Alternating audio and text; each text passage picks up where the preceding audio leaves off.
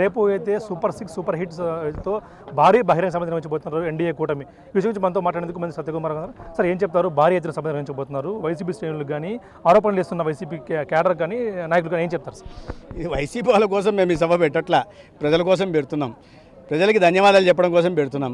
ఒకటి, మాకు పెద్ద ఎత్తున మా నాయకత్వం పట్ల, కూటమి నాయకత్వం పట్ల మోడీ గారు, చంద్రబాబు నాయుడు గారు, పవన్ కళ్యాణ్ గారి నాయకత్వం పట్ల విశ్వాసంతో మమ్మల్ని గెలిపించారు. 164 సీట్లు ఇచ్చారు.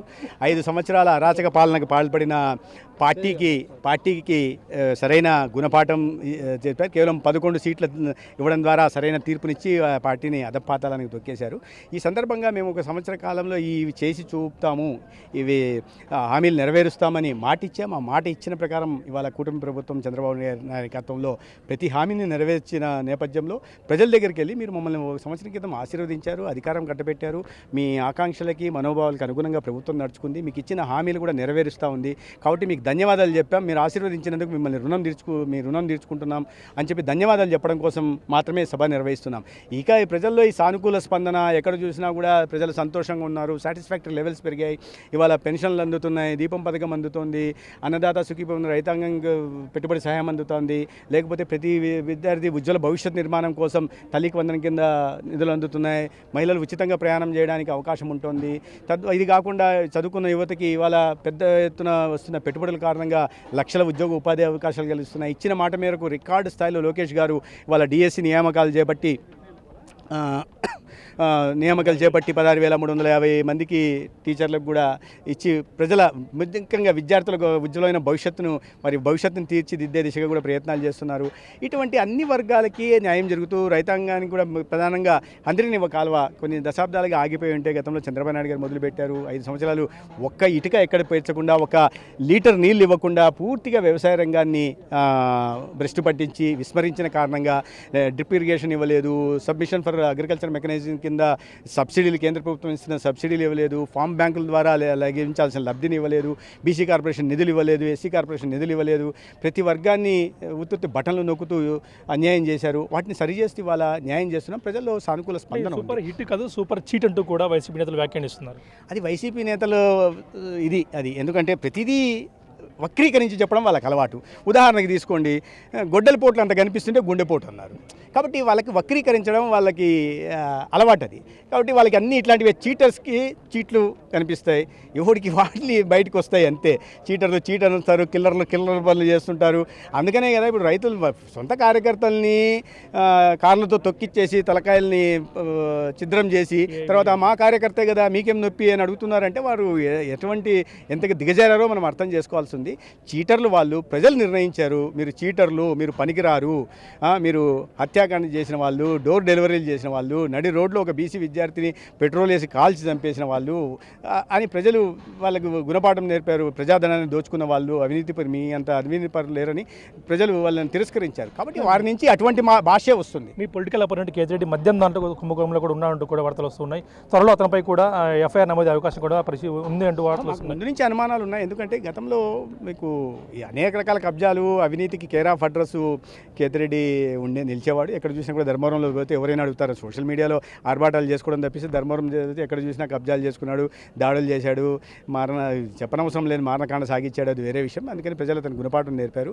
అయితే ఎన్నికల సందర్భంలో జగన్మోహన్ రెడ్డి గారు వచ్చి 36 గంటల పాటు 1.5 రోజు ధర్మవరంలోనే తిష్ట వేశారు. తన సొంతంగా తన బస్సులో వచ్చారు, సతీ సమేతంగా వచ్చారు.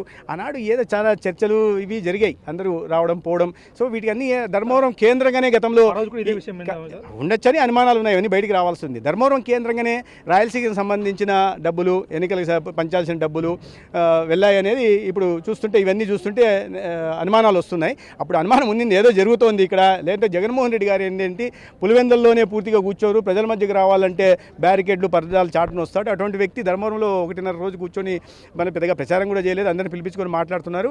అందరూ వస్తున్నారు పోతున్నారు, ఏం మాట్లాడుతున్నారు, ఏం తీసుకెళ్తున్నారో అనే అనుమానాలు ఉన్నాయి. కాబట్టి ఇప్పుడు అవన్నీ బయటకు వస్తాయి. వస్తాయి. రాప్తాడు మాజీ ఎమ్మెల్యే కామెంట్ చేశాడు, ఏదైతే సత్యకుమార్ యాదవ్ కాదు సత్యకుమార్ జాదవ్ అంటూ కూడా, అదేవిధంగా రాప్తాడులో పార్టీ ఆఫీస్ ధర్మారంలో కూడా ఓపెన్ చేస్తా, శ్రీరామ్ని అలాగే సత్యకుమార్ని కట్టడి చేస్తా అంటూ కూడా ఆయన వ్యాఖ్యానించారు. ఓడిపోయిన తర్వాత ఏదో సంధి ప్రలాపనలు వస్తుంటాయి, వాటిని మనం పెద్దగా పట్టించుకోని అవసరం లే. ఆయన ఎవరు, ప్రకాష్ రెడ్డి, ఆయనకు మాట చెప్పండి. ముందు వెళ్ళి వాళ్ళ నాయకుడు బలపనూరు నుంచి పులివెందులకి వెళ్ళేసరికి రెడ్డి ఎలా అయ్యాడో చెప్పమనండి. తర్వాత ఆయన తిరుమల తిరుపతి దేవస్థానాలకి సతీ సమేతంగా వెళ్లకుండా వాటికన్కి ఎందుకు వెళ్తాడో సమాధానం చెప్పమనండి. అడిగి సమాధానం చెప్పమనండి, నేను ప్రతి దానికి సమాధానం చెప్తాను. ఇప్పుడు ఆయన ఏం మతం అవలంబిస్తున్నారో అని చెప్పమనండి. అది చెప్తే ఇది చిన్న విషయం, నేనేమైనా రిజర్వేషన్ తీసుకోలేదు, దానివల్ల ఏం లబ్ధి పొందట్లేదు, దానివల్ల ఏం కాదు. కాబట్టి రాజకీయ విమర్శలు చేయాలనుకుంటే ముందు వెళ్ళి జగన్మోహన్ రెడ్డి గారిని మీరు ఏ మతమయ్యా అని చెప్పమనండి. ఎందుకయ్యా సతీ సమేతంగా మీరు తిరుమల తిరుపతి వెంకటేశ్వర స్వామి బ్రహ్మోత్సవాలకు వెళ్ళరు, వాటికన్కి మాత్రం మొత్తం కుటుంబ సమేతంగా వెళ్తారు అని వచ్చి సమాధానం చెప్పమంటే నేను అన్ని దానికి సమాధానం చెప్తా. లేకుంటే అసెంబ్లీ లేడు కదా, అయినా మర్చిపోయా, అసెంబ్లీలో లేడు. లేకుంటే అసెంబ్లీకి వచ్చి వాళ్ళ నాయకుడు వస్తే, వాళ్ళ నాయకుడు అసెంబ్లీలో ఉన్నాడు కాబట్టి అక్కడికి వస్తే దీని మీద కూడా చర్చ చేద్దాం. పొలిటికల్ ఆఫీస్ కూడా ఓపెన్ చేస్తారు ధర్మవరంలో ఉంటూ ప్రకాష్ రెడ్డి. స్వాగతం సుస్వాగతం. కట్టడా ఎవరిని బడా శ్రీరంగాన్ని కట్టడి చేస్తారట? ఏ రకంగా కట్టడి చేస్తారట? ఇద్దరిని కట్టడి చేస్తాను, కేతిరెడ్డి వాళ్ళు ఒక్కడి వల్లే కావడం లేదు అని. జగన్మోహన్ రెడ్డి గారు కూడా తెచ్చుకోమనండి కట్టడి చేయడానికి. ఆయన కేతిరెడ్డి జగన్మోహన్ రెడ్డి గారు వచ్చి మొత్తం తిష్టేసుకోమనండి ధర్మవరంలో రాప్తాడులో. ప్రజల దగ్గర పోయి ప్రజల మన్నల్ని పొందే ప్రయత్నం చేయండి అయ్యా బాబు. కట్టడి చేయనవసరంలే.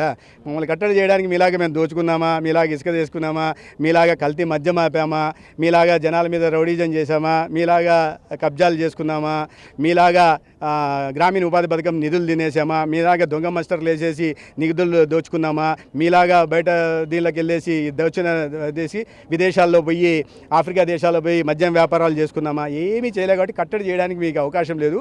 వీళ్ళు ఏంటంటే రేపు ఈ రకంగా మాట్లాడాం కాబట్టి మమ్మల్ని రేపు తప్పులు బయటకు వస్తాయని తెలుసు. ఎందుకంటే తప్పులు చేసిన వాళ్ళు రేపు ఒక్కొక్కటి వీళ్ళ దగ్గరకు వస్తాయని తెలుసు. గేమ్ వస్తుందని తెలుసు. అప్పుడు కాబట్టి ముందే సానుభూతి పొందడం కోసం ఇటువంటి మీరు కట్టడి చేయడానికి, కట్టడి ఎన్నికలు ఓడిపోయి కట్టడి 5 ఏళ్ల తర్వాత కట్టడి చేసుకొని చూద్దాం.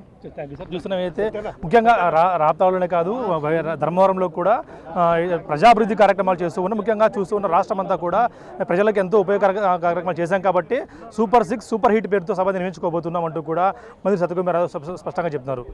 Video Prasad big TV Anantapuram నుంచి.